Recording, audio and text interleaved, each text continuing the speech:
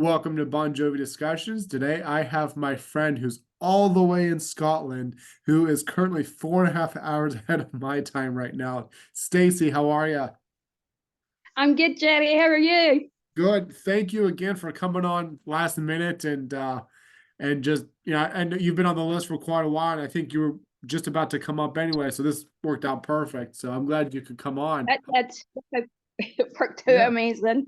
Yeah, so we're gonna have a really fun chat. But before we do that, I always like to ask people that come on, when did you become a Bon Jovi fan and how? Oh, it was when I was 6 or 7. I heard "It's My Life" for the first time, What and I year was was just that? oh, talking about 1998 slash 1999, Okay, if so you right when remember. Crush was coming out in 2000 year. Okay. That's when I Yeah, yeah, yeah, in too. yeah. And ever since then, I've just been hooked. Yeah. And it's like I'm surprised my neighbours aren't sick of me playing it. But hey, So stopped it. it's my life pulled you in and then you just kind of like started to go into their discography and all that. Yep, Yeah. yep. I have a special guest here that wants to he keeps begging to come on. Oh, Yeah, hey, sweetheart. he's investigating. Come on, Jackson. He's Oh, a good boy. He just wants to cuddle. come. Yeah, he's a good boy. But yes, that's how I became a fan too. It's my life, and then Gotten Crush and discography and so on. What's your favorite song? My favorite, there's actually quite a few favorite songs. If you were That's why stuck, all right, so I'll give you this dilemma. If you got stuck on an island for the rest of your life and you could only have one song, what would it be? One song, that's it. You can never listen to anything else other than the sound, the waves of the ocean. definitely living on a prayer. Living on a prayer. Definitely. Okay, okay, that's a That's good my one. life. That's Yeah. it too. Well, you can't have to. That's I'm picking two. so. Well, let's get into our discussion. We are going to talk about our first Bon Jovi concert. And since you're the Oh, guest on the podcast, you get to tell your story first. it was 2011. Okay, so It the was open air when tour. the greatest hits tour What's that? before the it was the greatest hits tour before the Because We Can tour. That was my Yeah, that first ever was, Bon yeah. Jovi. 2011 was the open air tour. 2013 was the Because We Can tour. Yeah. Yeah. And I got excited throughout that day. And honestly, my really good friend Roseanne, who I've known for nearly 22 years, we decided to go, and it was crazy fun. It was just brilliant. I want to look up your set list here. So so what was the date of the concert? It was the 22nd of June 2011. June 22nd, 2011. Okay. I It put was at Murrayfield Stadium. okay, let's see here. All right. Edinburgh. Yep. Oh, you got something to believe in. Yep. Oh my gosh. Your very first show, and you get something to believe in as an encore song. It was brilliant. Jesus, I'm talking luck right here. So I'm looking at the set list right now, and I'll always say the 2010-2011 Circle Tour Open Air Tour had the best set lists. Absolutely. And like this set list right now, for anyone that's listening, just search this set list. Bon Jovi Edinburgh 2011 over at Murrayfield Stadium. Absolutely phenomenal set list, especially as you get into it. Just some highlights for me would be, oh, let's see here. You got Bad Medicine with Hot Legs and Shout. Then you got Memory right after. That's kind of cool. So that must have been the B stage Yeah. song. Memory, Wild is the Wind, and I'll be so you got Wild is the Wind as a circle stage song. That is Mhm. awesome. That is That was cool. yeah. Like, seriously. Oh, I you were actually, that was the first concert that I'd ever been to for Bon Jovi, because I've always been too little and stuff, like previous. yeah. But like honestly, it was just like what the hell did I just watch? You know, Yeah. because like Well, Richie was on fire, John was on fire, even though he had his knee in a brace and stuff like yeah, that. It was just like, whoa. yeah, Oh, yeah. That knee brace didn't stop John at all. And oh and no. Oh no, it didn't. and you got no apologies as well, which that they That rarely was did brilliant. know. What's that? That was brilliant. Yeah. That was actually a surprise because they just released it and I thought they wouldn't play it, but they did. And Yeah. I was like, Well, what? yeah, they rarely they played just a handful of times here and there through 2010, 2011, and you were one of the lucky ones. I've always wanted to see. I got lucky with This Is Love. This is so in 2011. I was so bummed I never got to see No Apologies, but I can brag and say that I saw This Is Love. This Is Life. The only You're time, lucky. the only time they've ever played it live. It was in You are so Pittsburgh. lucky. Yeah, Pittsburgh 2011, I got to see that. And oh my gosh, I had a huge smile on my face. And we were so shocked too because it was in the middle of the set. And then all of a sudden, you hear that boom, the talk box coming in, and then, John starts to sing the lyrics. Oh, it was awesome. Um, Oh, and then so encore, you got Something to Believe In. I mean, we got to talk about that for a second. What was that like to see? that was cool. We did not expect it at all. But as soon as the cards start playing and John started singing it, it clicked instantly. And I was like, I actually love that song. Yeah, Because like it just, it made it really good. And then he saved the best for last. He saved Living on a Prayer for the last. And yeah. you should have heard the stadium. It was just erupting with Living on a Prayer. And Oh it was no. just, It's incredible. You want to know a fun fact about Something to Believe In, which this kind of ties into your being able to see it. So I was watching an interview with Hugh. It was like a band gear, type interview where gear techs go backstage and interview the band members of what gear they use on tour. And oh uh yeah.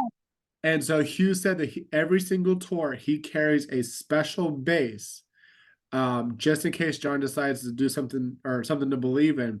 And not every tour John will do it, but Hugh says he still brings it on every single tour just in case. And in your instance, you got it. So that's kind of cool. I think it's a That, 5-string bass, if I'm not mistaken. Yeah. that, So yeah. that is pretty cool.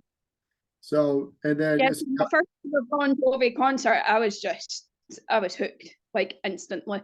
I was like, yeah. I need to go to another one. I need to go now. My bad medicine's running low. I need to get my Jovi fixed. So you became a fan in 2000. So it was 11 years since you got to see them. Yeah, Yeah, that's awesome. I mean, the anticipation. that is. Did they I've come still near you? got the I've What's that? still got the tickets. I have actually got the tickets framed, and I've kept them. I That's do that good. with all my concerts. Yeah, it's a shame you don't get physical tickets, or at least here in America you don't. I know in overseas they do like some really cool tickets, but here in America it's all in this bad boy right here. Oh, tell me about it. Yeah.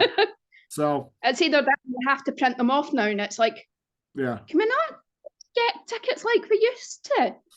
Did And you have it? honestly, Yeah, did you have an opening band at your show? try to think.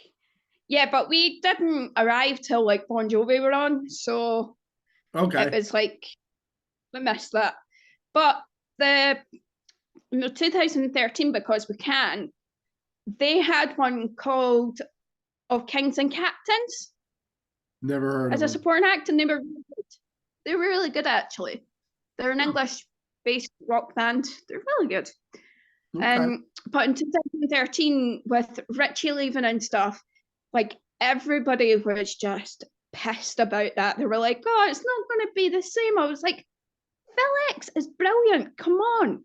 Yeah. And it was like, but no, that night completely rocked. It was just mental. Yeah. So Um, what was the highlight of your first show then? Besides being able to see them for the like, well, let me back up for a second. What was your reaction? And I can already kind of guess it. But what was your reaction like when you saw them come on stage for the first time and seeing your favorite band that you've listened to for 11 years come on stage for the first time? I was like, I'm not here. This is a dream. This is just no. And I was like, put it on. I was like, pinch me. She's like, no, you are here. We are here. We are Yeah. sitting. We are watching Bon Jovi. I'm like, I need to run off with them. She's like, no, I've told your mum that I need to take you home. I was like, I want to run off. I want to run off with them. Oh. Where were your seats at? We were like, so the band were at the north top, like, because Murrayfield's like a oval shape. So you had the band and then you had seats going round, and we were on their left side. So, but we had decent seats to hear them and see them. So, Nice. wasn't complaining. So It what was was good to have the seats as well. yeah. Yeah, that's true because it sucks having to stand all day and what was the highlight of the show for you? Hmm? What was the highlight of the show for you? The highlight was just watching Bon Jovi fully, Yeah, mine too. just enjoying myself and Was there a favorite just song though that you really loved that you got to see? definitely it's got to be "It's My Life" Really? and Okay. yeah. See, if I were you, I would have said something to believe in, or no apologies, I but also picked that as well. I also picked that as well. was there anything else that you wanted No, to say about your show before we get to mine? we've completed it. What was your favorite show? Oh, What's well, your first con? my first show, then I'm gonna pull up the set list and everything here. So I became a fan in 2000, like you. It's My Life got me into them, and so I got Crush, and then started to get their other discography, and I was 8 years old in 2000, so like it was like Bon Jovi mania for me. I went to school, talked about Bon Jovi, home, listened to Bon Jovi, talked about Bon Jovi. I was just crazy about Bon Jovi in a good way, and Yeah. and so they were on tour for the Crush tour, and it became the One Wild Night tour. So the very first show that I got to see was the One Wild Night tour in Hershey Park, 2001. That would And have been brilliant.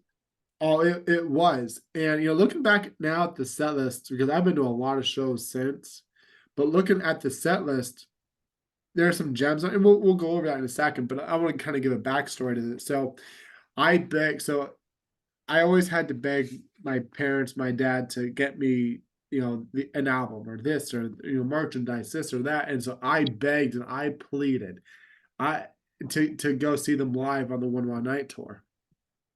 And Hmm. thankfully, I got Hershey Park Stadium tickets to go see them. And so I remember, like, when I found out I got the tickets, and it was like I was like waiting months and months, and the show day was July 22nd, 2001. And I remember months and months I was waiting for, and I'd never been to a concert before, so this is all new. And I remember we are getting closer to the show, and we were supposed to get like a light storm, and I was so worried because it was in a stadium, and I was like, oh my gosh, they're gonna cancel the show, and I've been waiting months for this, and I want to go see my favorite band, and blah blah blah.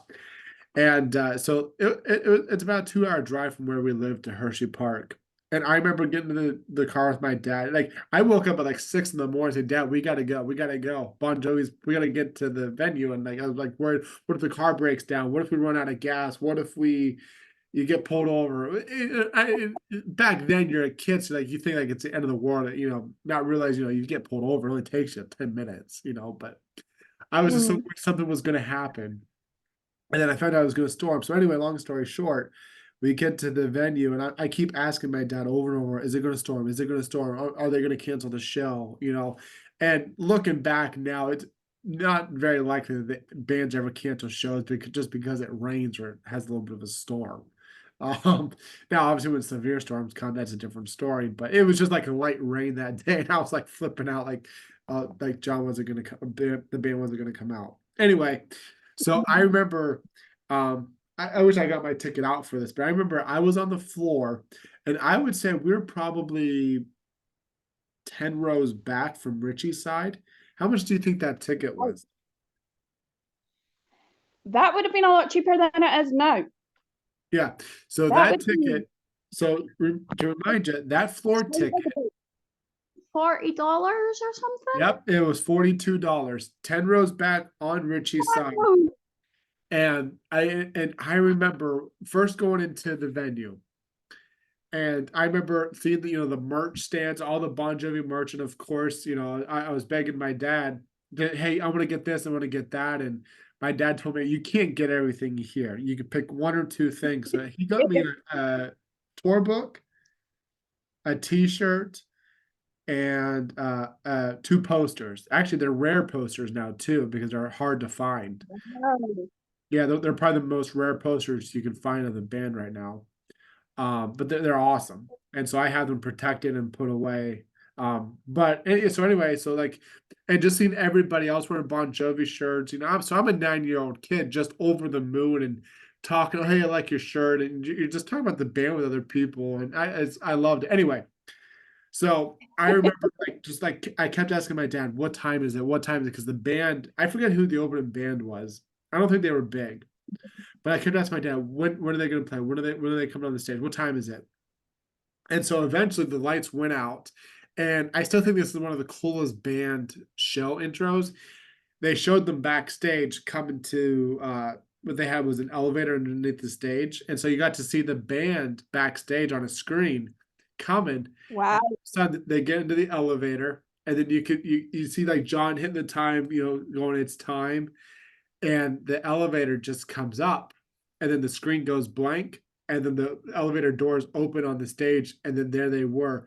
I'm not kidding you. I had like a little bit of tears in my eyes, and I remember my dad put you're not allowed to do this, but my dad put me on his shoulders to see the band for the first time, and I could not believe, because I've been listening to this band for at least 14 months before I saw them live. And so like just idolizing them and learning everything I could about this band, seeing them on TV, watching music videos, watching live concerts, listening to their music, seeing them in, albums covers and stuff like that. It's like my favorite band is in front of me right now. Like I can't describe it right now, but it was such a surreal moment seeing my favorite band for the first time Yep. right in front of me in the same place, playing songs that I love so much, and just seeing them come out on stage and stuff. And John was very energetic. And but I'll get into the set list a little bit here. So they open up with One More Night, which I love that song. I wish we could see that song again. We Got Wild as the Wind too, but Oh yeah. see, my memory as a kid, 9 years old, was I was more into like the fun songs, like It's My Life and Prayer, and the deeper songs I was starting to know a little bit, but not really, Yeah. you know. So like back like I'm looking at the set list now and being a fan of almost 24 years now. I'm looking back at the set list and thinking, oh my God, We Got Wild as the Wind, and I didn't appreciate it, because I was 9 years old and didn't really know that song too well. And to Yeah. even to smack myself harder, after that, Richie Sambora did Stranger in This Town. And I didn't know You that, lo- and I did not know Richie's solo music yet at that. yeah, that was me. I didn't know that he did solo until Yeah, Every Road Leads Home to You came out. 2012. And then Yeah. I started looking at his. Yeah. I discovered Richie's I discovered Richie's stuff later on, but the first 14 months of me being a fan, the only solo album I really knew was Blaze of Glory from John. And so like Mm, looking back, like I could just smack myself thinking I got to see that live and did not appreciate it at the time. yeah. Uh, we also got I Got the Girl. Now I knew that one because it was one of those fun songs on Crush. Keep in mind in summer of 2000, Crush was my album. That's all I listened to before I got the other albums. So I had Crush on Mm. repeat, and my dad was like, enough. I'm gonna get you the other albums so you can listen to something different. And but so like I Got the Girl, I remember getting so excited about I Got the Girl, and my dad kept trying to lift me up a little bit. We had chairs in the stadium, So my dad would like Yeah. stand back a little bit and put me in front of him on the chair so I could kind of see higher. And that was great. Oh, Because the people around us were really nice. They're like, oh my, like 9-year-old boy seeing it show for the first time. Um, and then we got Wild in the Streets. And I remember that song, and I was excited to see that one because it was a fun rock song and stuff. And I remember watching David on this screen doing like his little keyboard solo. That um, was pretty cool. Uh, and then we got Next 100 Years after that. That's the only time I've ever seen that song live. And like I said, I was 9 years old, fan of 14 months. I did not appreciate that song like I do now. Like like Next 100 Years is probably one of the best songs on Crush. And I yeah, would I can't. kill, I probably wouldn't kill, but I would love to see that song live. And I did Yeah. at my first show, and I didn't appreciate it, it drives me nuts. But so I really don't remember much of that song. Um, Hmm. Now, here's another weird thing about my show. So you know how they usually do Live on a Prayer either at the beginning of the show or maybe right before the encore or it's in the encore? That's how Yeah. they usually do it. Live on a Prayer for me was the fifth song of the set list. Now, of course, in previous tours they would put it in the middle of the set list, but and at my show, it was the fifth song. So this is what my set list kind of was: One Wild Night, Raise Your Hands, Bad Name, Born to Be My Baby, and then Prayer. Oh, wow. And then Wild is the Wind, Stranger in This Town. Faith was right in the middle of that too, which is kind of a weird spot, especially because they do that band jam session in Tico. That's a kind of a good rest point. But they kept going. Yeah. It's Life, I Got the Girl, Just Older, Wild in the Streets, Next 100 Years, Lay Your Hands on Me, Sleep When I'm Dead, Medicine. And then the encore songs were Captain Crash and Wanted. So it was a very short show, compared to what we're Wow. used to. I still think it was about 2.5 hours. Um, That's actually pretty good for a concert. yeah, it was. I mean, the biggest highlight for me was just being able to see my favorite band on stage, and like you said a little bit ago, like I just wanted to be pinched because I didn't believe that I was seeing You were there. my favorite band was right in front of me. It was unreal. Yeah. You know, so but yeah, so I'm glad we were able to kind of share our first concert experiences, and That was, that was a good yeah. chat. Mhm. And like the Dunhill Links that Tico does.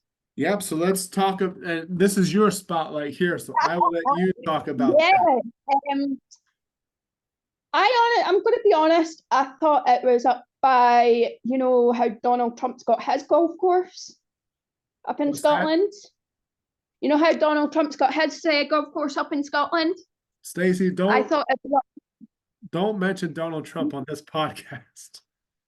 sorry. I'm just I thought I'm it was up like up Gleneagles way, like kind of yeah. area for the Dunhill Links. But my neighbour was like, no, it's only up in St Andrews. I'm like, okay. She's like, that drummer for Bon Jovi. So I was like, Tico. And my mum was like, you shouldn't have told her that. You shouldn't have told her that.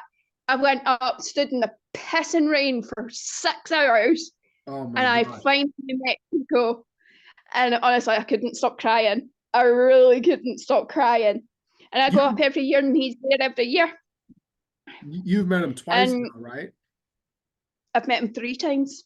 All over this the Dunhill Links. Yeah, because I went 2 years before COVID. I went there once, and then COVID hit. And then we were coming back from COVID, and then, and then met him last year with my pal Carol. It was funny because we trekked all the way down to King's Barnes and we went back up to the old golf course. We went to the Jigger Inn and he was sitting there having a coffee. And he invited me and Carol to have a hot drink with him, so we did. Really? Oh my gosh. So what did you He guys is talk such about? a lovely guy. Yeah. He So is such a lovely guy. what did you guys Honestly, I just sat there. I was like, I'm really having a hot drink with Tico. He's like, yes, you are. I was like, Oh my and god. Carol's like, don't pass out. I'm like, I'm trying not to. Yeah. So what did you guys talk about? It talks about like different tribute bands and stuff, and like different like Scottish artists that could potentially support Bon Jovi for their upcoming tour. Hopefully, if they come to Scotland. So like I sat and played a couple of songs that the tribute bands did. The two that I go to is Bon Jovi Forever UK and Just Jovi. Just Jovi's a Scottish tribute band, and they're so freaking nice. And so is Bon Jovi Forever UK. There's a few that I wouldn't go back to because of the attitude that they've got, but Who would those be? Yeah. Who we're gonna put those bands on blast? Who would they be? The local band, well, the local singer that I played for Tico was Callum Beattie. Okay. He's a musician. He is lovely. He's just, he's down to earth. He's humble. Because his background in that he prefers to stay humble, other than like, how you get some celebrities that are just like, oh, I'm a lot better than you, blah, blah, blah. Callum's more down to earth with everybody. He sits and has a chat with you. He has a laugh with you and stuff. He does a lot of charity like John does, so which I am taking part in next Saturday night. So we're sleeping out. Yeah, that's awesome. Next so it's just like, oh. So I played his music to Tico, and Tico said he was really, really fucking good. So yeah, that's awesome. That is awesome. I'm like, please, because if you get him, it would be a fantastic night. My pal's like, yeah, you just get carried after the morgue. Yeah, that's cool though. I mean, I think he likes to do that almost every year too. The Dunhill Links. Yeah. I mean, like I played a few of the tribute bands who I'm not going to mention because if they find out, then I'm going to get done. It's like I played a few of their versions of songs, and he was like, they can't sing good. So it was like, oh, okay. Yeah. But I played Just Jovi and I played BGF UK, and he was like, they're phenomenal. So awesome. I was like, yeah. Well, thank you again for. Was there anything else that you wanted to say, real quick? I hope you come over to Scotland this year, Jerry. I hope you do. I hope so. I do. You need to. I would love to see another country soon. I really would. But yeah. Oh. And if I come there, you're gonna be the first person I see. Good. Okay. Stacie, thank you for coming on. Stay on. I'm gonna end the recording. But before I do, I just wanted to say thank you again for last minute being willing to come on and have this fun chat with me. And I'm definitely gonna have you on again in the future. And thank you again. Okay. Perfect. I'm so excited about the new tour though. Me too. And excited for this year. Yeah. All right. Thanks, Stacie. Let me end the recording here. Stay on, okay?